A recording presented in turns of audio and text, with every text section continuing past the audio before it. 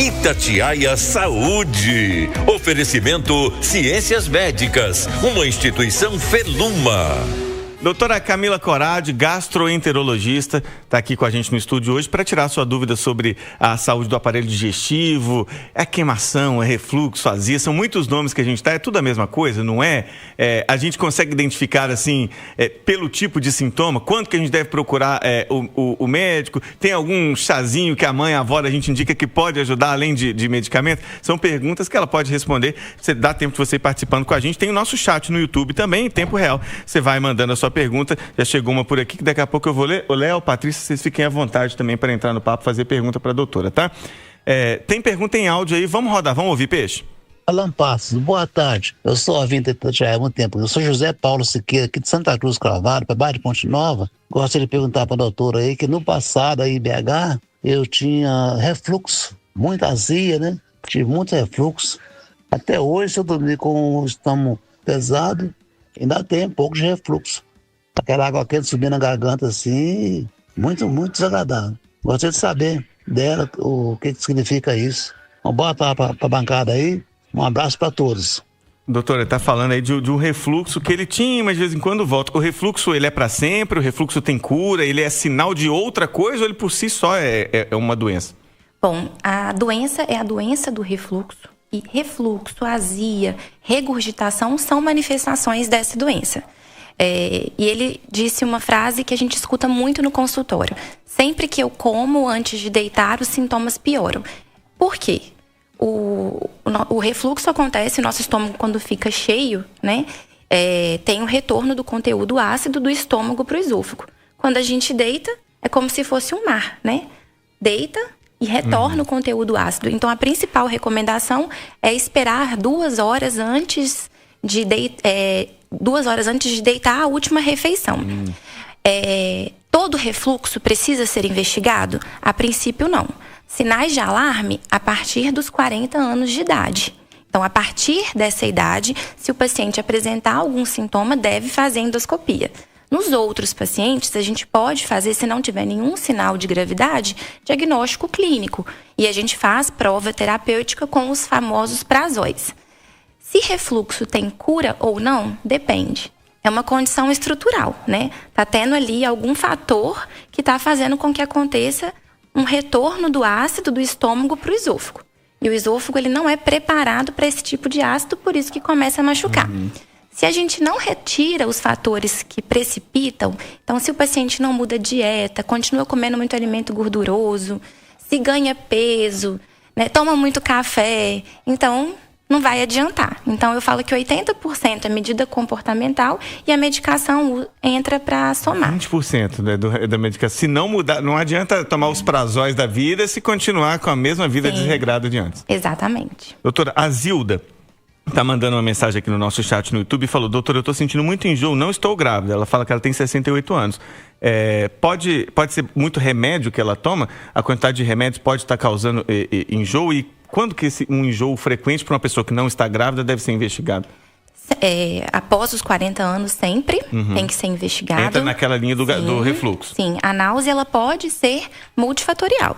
Refluxo é uma causa, gastrite, parasitose, excesso de medicamentos, outras doenças intestinais. Mas a gente sempre tem que interpretar. Qualquer sintoma persistente precisa da avaliação do profissional. Tem uma que eu acho muito interessante também, do Patrick Rezende. Doutora Camila, gostaria de saber quanto que uma diarreia deve ser investigada. Às vezes a pessoa ficou com um dia ali meio desarranjado, isso ainda não é uma diarreia. Ou pode ser que de um dia só já dá para considerar uma diarreia? A diarreia, por definição, é se o paciente apresenta mais de 3 evacuações ao dia e alteração na consistência da evacuação. Então, se ela for, 6 vezes, mas mesmo que seja num dia só, já é diarreia? Sim, já considera como diarreia. E a diarreia aguda, ela pode durar até 14 dias. Nesse contexto, é mais infeccioso. Porém, se a diarreia apresenta qualquer sinal de alarme, perda de peso, sangramento ou se é uma diarreia com mais de 4 semanas de duração, que é o que a gente configura como diarreia crônica, tem que ser investigado. E isso é super importante. Eu trabalho muito com diarreia e nós desenvolvemos exatamente um ambulatório de intestino e estamos desenvolvendo um programa lá no Hospital Horizonte que eu trabalho para aumentar o diagnóstico de diarreias com sinal de alarme, para que esses pacientes cheguem mais precocemente ao gastroenterologista. Uma diarreia pode ser só fruto de algo que a pessoa comeu, de alguma coisa momentânea, mas ela pode dar sinais de coisas muito mais graves? Sim, diarreia ela pode ser, a princípio, a principal causa. A gente tem que considerar infecciosa, parasitose, ainda mais no meio que a gente vive, mas diarreia ela pode ser indicativo de doenças mais inflamatórias, como doença de Crohn, retocolite. A alternância do hábito intestinal, a gente tem que pensar em neoplasia. Então, sempre tem que ser investigada. O que é neoplasia? É câncer. Então, até uma diarreia, não quer dizer, viu, gente? Que, obviamente, a doutora está explicando, não é que toda diarreia é isso, mas uma diarreia, ela pode até ser um sinal precoce de um câncer, por isso a importância de investigar, né? Então, sempre que tiver. Então, nem toda diarreia a gente precisa interpretar como sinal de gravidade. Diarreia que tem sangue, que tem muco, que tem pus, diarreia que está durando mais de 4 semanas, dor abdominal persistente, paciente perdendo peso, é essa diarreia que a gente precisa preocupar. Mas na grande maioria dos casos são quadros autolimitados relacionados à infecção, principalmente vírus e parasitose. Tem muita gente participando com o chat em andamento, que à medida que a doutora vai explicando, outras dúvidas vão surgindo, o pessoal corre para o chat para perguntar. Subiu nossa audiência, inclusive, no chat aqui com a presença da doutora. A Vilmara disse assim, ó, toda vez que eu consumo churrasco, sempre me dá diarreia. E toda vez que eu tomo refrigerante. No caso do churrasco, pode ter relação com a carne vermelha? Tem gente que tem mais intolerância à carne vermelha? Ou também ao teor de gordura, né? Carne tem muita proteína, isso pode aumentar o bolo fecal. Então... Num caso como esse, é parar de comer churrasco ou a carne mais gordurosa ou tem uma medicação, um tratamento para que depois a pessoa consuma ou normalmente? Ou até diminuir a quantidade do consumo. Eu acho que não precisa parar, não. É só dar uma equilibrada. Equilibradinha, né? O Colbert Santos pergunta assim, doutora, a gente faz endoscopia e às vezes descobre H. pylori. Não é algo tão incomum assim. E aí é passado o medicamento. Depois disso, tem que fazer uma outra endoscopia para saber se ela morreu? Excelente pergunta. É mandatório que a gente faça controle de cura. H. pylori, além de causar gastrite, úlcera, é fator de risco para câncer de estômago. Então, não adianta só tratar. A gente vê o paciente, traz a endoscopia, trata, o paciente melhora e desaparece. Então, é recomendado hoje pelo consenso brasileiro de H. pylori que tratou, a gente tem que fazer controle de cura. E aí, como fazer esse controle de cura? A gente tem a endoscopia e hoje a gente tem um método que é super fácil de ser realizado, que é o teste respiratório, não invasivo. Ele tem a mesma acurácia, então ele tem a mesma chance de detecção do que a endoscopia, só que de uma forma super simples. Super simples. O teste dura 15 minutos, o paciente sopra, depois ingere um substrato, que é um suquinho, e depois sopra de novo. Se tem H. pylori, vai sair um gás carbônico marcado.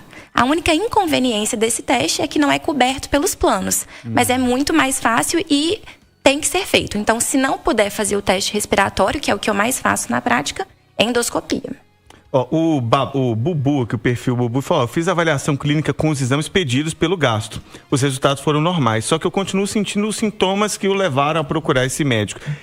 Procura de novo, de repente você tem que fazer outros exames ou tem sintomas que não vão ser identificados no exame que se faz? As duas coisas. Com certeza, retornar no profissional, né, para saber o que mais deve ser feito na investigação, e muitas coisas não são explicadas por alterações em exames. Hoje a gente vê cada vez mais a predominância de desordens, que a gente chama de funcional, né, alteração de estresse, ansiedade. Então a resposta não está ali no exame, mas está na anamnese. Então na conversa com o médico. Então é o mais importante. Doutora, o Marcelo Augusto está dizendo assim, ó, ele está afirmando, porque tem um ponto final. Suco de batata doce, maçã e couve ajudam no refluxo e na gastrite.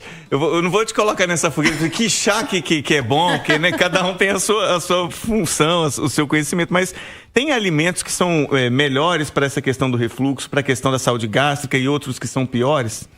Bom, os pacientes chegam com muitas receitas e muitos remédios, chás, que eles usam e que têm benefício. O que a gente pode recomendar é o que está respaldado na literatura, né? Então, o que não pode, que é o que a maioria dos pacientes usa, espinheira santa. Não pode? Não pode. Não, doutora, peraí. Peraí, que vou falar o nome, obviamente, vão respeitar, mas estou tratando de uma questão gástrica também, e aí eu fui, em um dos momentos, na nutricionista, né? E aí a nutricionista falou assim, toma chá de espinheira santa. Cravou pra eu tomar o chá de espinheira santa. Aí eu não tomei, porque o gastro passou o medicamento, tá? Mas não pode. De jeito algum. Apesar de aliviar os sintomas, a espinheira santa é tóxica pro fígado. Não. Então, você pode melhorar o sintoma do refluxo, mas ao mesmo tempo fazer uma hepatite. Então, a gente tem que tomar muito cuidado com esses chás. A gente acha que chá não tem nenhum risco, mas não. Chá tem risco e hoje a gente vê cada vez mais lesão de fígado por chás. Então, o que não pode para o refluxo? Espinheira santa. O que não é recomendável, né? Que a gente tem que reduzir. Tudo que for gorduroso, alimentos muito ácidos, comer grande quantidade, comer e deitar, cigarro, tudo isso pode piorar. É proibido? Não. São associações que existem, não é um nível de associação tão forte, mas a gente recomenda evitar. O que deve ser feito?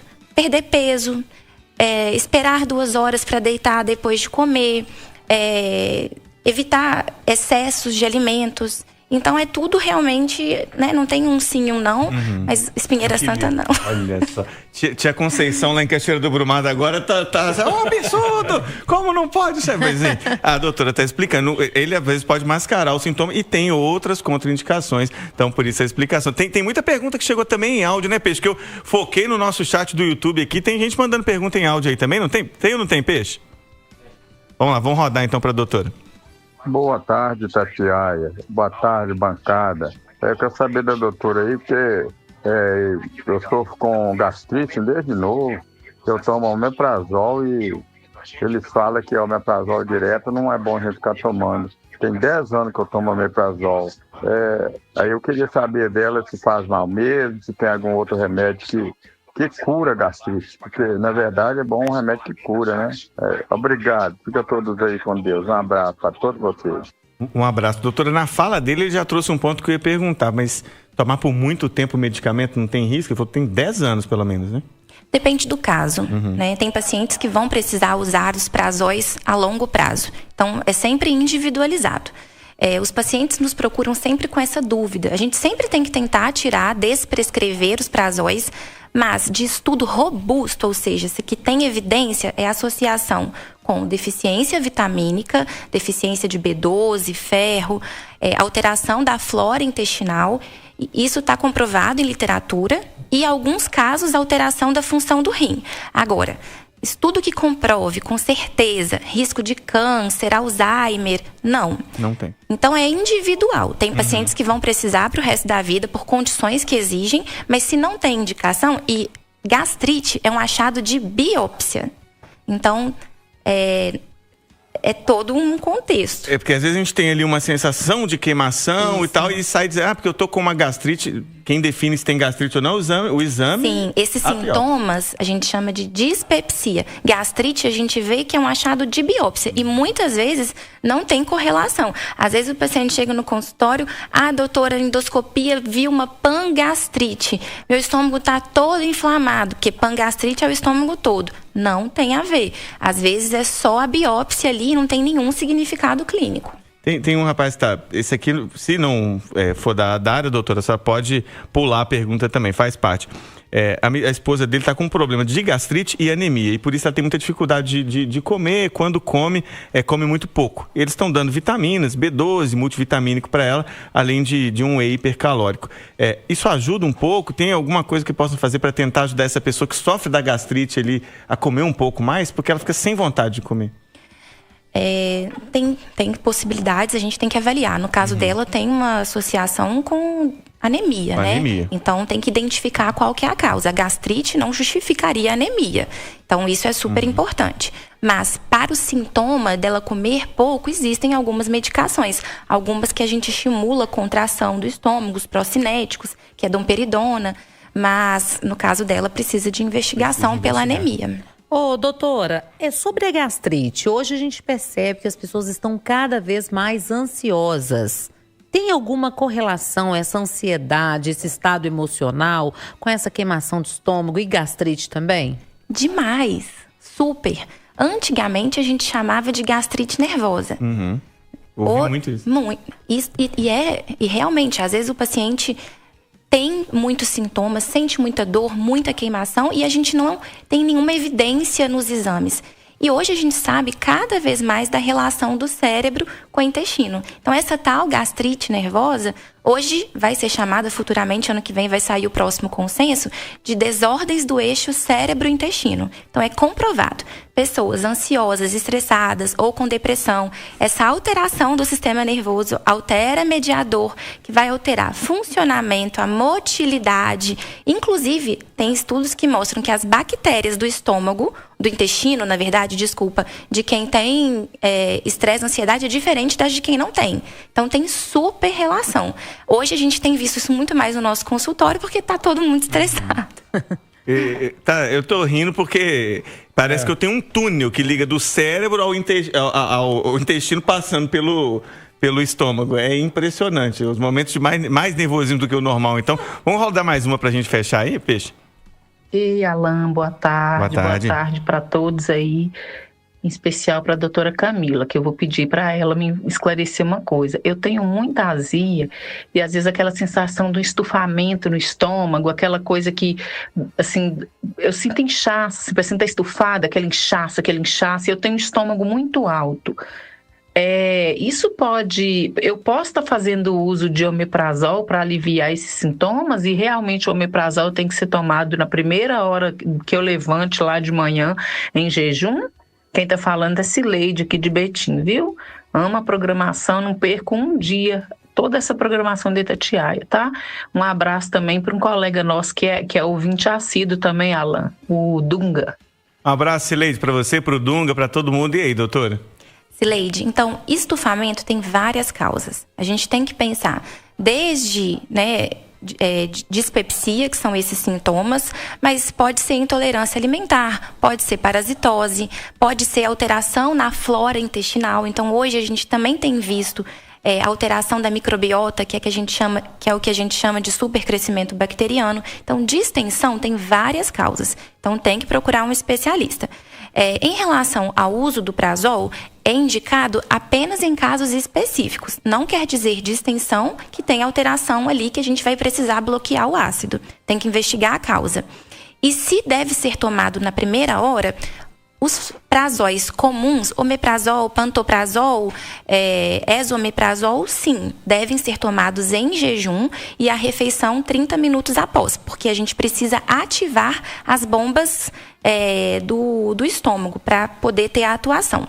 Existem outras medicações mais modernas, como a vonoprazana, que é um bloqueador mais novo. Essa até poderia ser dispensada do jejum, mas a grande maioria sim. E lembrar que muitos pacientes tomam medicação para tireoide, medicação da tireoide tem que ser antes. E aí, depois de 30 minutos dela, o prazol, senão atrapalha o efeito da medicação. Eu vou fazer uma pergunta, eu sei que a gente está estourando, mas se puder responder, sobre a questão das intolerâncias. Sim. Eu percebo que hoje, Alan, muita gente tem a intolerância à lactose, intolerância, não pode comer queijo. A partir de que idade? Depois dos 40 também, que a gente tem que fazer esse teste, porque... Vivi a vida toda achando que eu era tolerante, agora eu sou intolerante. Doutora, só intervir. A gente veio olhando a senhora, porque 2 vezes a senhora citou depois de 40. Aí ele olhou pra mim assim, tipo, eu não entendi porque que ele olhou. Mas aí ele olhou, tipo, 40. As intolerâncias não, podem ser ao longo da vida. O que a gente percebe, né, o que nós vemos é que 70% dos adultos vão se tornar intolerantes à lactose. Por quê? A gente vai deixando de produzir... 70%? 70%, porque a gente vai deixando de produzir lactase com o tempo. Só que nem tudo é intolerância à lactose. A gente vive hoje, né, uma época de muitas dietas, então a gente tem que tomar cuidado, mas tem intolerância à lactose, intolerância ao trigo, que não é doença celíaca, tem a intolerância à rafinose. Então, tem muitas intolerâncias alimentares, mas podem surgir em qualquer época da vida. E intolerância à lactose, que é a mais comum, não necessariamente dá só estufamento. Pode dar gás, pode dar diarreia, pode prender o intestino. Então, qualquer época pode ser investigada. Bom, doutora, foram muitas perguntas chegaram, mas muitas mesmo, não é o jeito de falar, não. Em áudio, em texto pelo WhatsApp, em texto aqui pelo nosso chat no YouTube. Vou fazer a última, que é de uma pessoa que está perguntando sobre crianças, no caso o filho tem 13 anos, se pode ou não fazer endoscopia. Ela está dizendo, meu filho tem a recomendação para fazer, para uma investigação, mas não estou encontrando quem faça por causa da idade. Pode fazer? Sim, com toda certeza. Inclusive crianças bem menores podem fazer endoscopia, desde que tenha recomendação médica. E aqui em Belo Horizonte nós temos excelentes endoscopistas pediátricos, então se tem indicação, deve fazer. Doutora Camila Corradi, gastroenterologista, já fica aqui o convite para voltar, vou te agradecer porque abriu um espacinho na agenda, veio aqui responder os nossos ouvintes e como ela fala fácil, responde rápido, do jeito que o povo entende, foram muitas perguntas respondidas, mas ficou muita gente na fila, volte depois porque tem mais gente querendo tirar dúvidas sobre a questão da saúde do intestino, do estômago e toda essa região que é tão importante pra gente. Onde é que a senhora atende? Como é que te encontra nas redes sociais? Gente, muito obrigada. Fiquei imensamente feliz com o convite. É sempre bom vir aqui. Agradeço pela lembrança, Alan. Meu Instagram é doutora Camila Corradi, gastroenterologista. Atualmente eu atuo como coordenadora tanto no ambulatório de intestino como na gastro do Hospital Horizonte, no Mangabeiras, na Clínica Pulsos e na Biosnad. E lá a gente faz os testes de H. pylori e teste para intolerância alimentar e para supercrescimento bacteriano. Acho que o Léo vai pegar o então contato. Então você pode ir. Do lado aqui agora. Pode me procurar no consultório. E Corradi é com C, né? Corradi é com C. E com I no final. Com I Camila no final. Corradi, gastroenterologista. Doutora, muito obrigado. Um grande abraço. Volte sempre, viu?